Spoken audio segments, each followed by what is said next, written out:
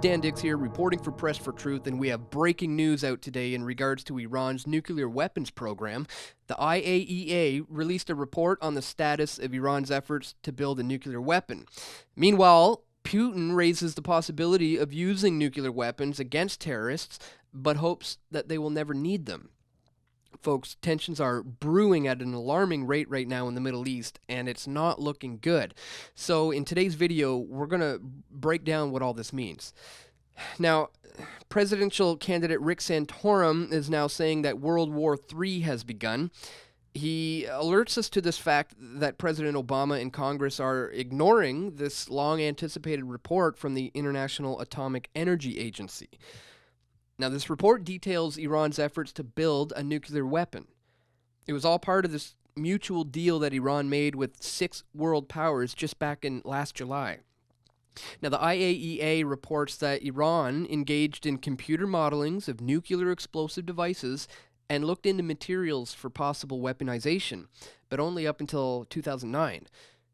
So the Republicans think that the infrastructure is still in place, so it's now looking like a war with Iran is back on the table. And this very well could come on the heels of Russia's hoping that no nukes are going to be needed against the Islamic State. Because after firing cruise missiles against terrorists from the sea, Putin expressed hope that there wasn't going to be any need for nuclear warheads to be attached. He said here, "Naturally, this is not necessary when fighting terrorists, and I hope will never be needed." But of course, this came only after explaining the gadgetry and the technology that the Russian military has, modern and highly effective precision weapons. As in, no, we won't nuke you or nuke you necessarily Hiroshima style, but a little bit of nuclear warheads here and there should keep the terrorists out of Russia's backyard until maybe the fallout decreases, perhaps a generation from now. And meanwhile, you've got Santorum here going on about electromagnetic pulses from Iran, knocking out the continental United States, but there was not a single mention of this whatsoever in the IAEA report.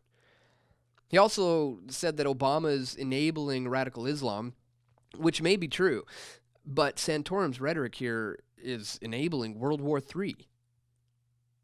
It's the United States, both Democrats and Republicans, who are the ones who are responsible for the bloodshed in the Middle East.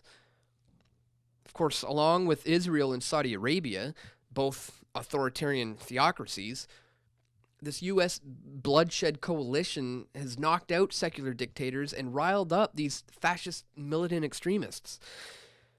But the Middle East isn't South America. This isn't the backyard of the United States or the British Commonwealth. This is closer to Russian and Chinese territory, and threatening to knock out Iran right now is just asking for trouble with the Russians and the Chinese. Really, guys, the best thing that the United States and Canada could do right now is to withdraw from the Middle East and to move away from decentralizing power and authority and to move towards local and individual levels of governance. That's really the best answer to all of this and virtually every problem that we're facing. It's not the be-all and end-all solution, but it is a big step in the right direction. Now, unfortunately, what's playing out right now is drastically different.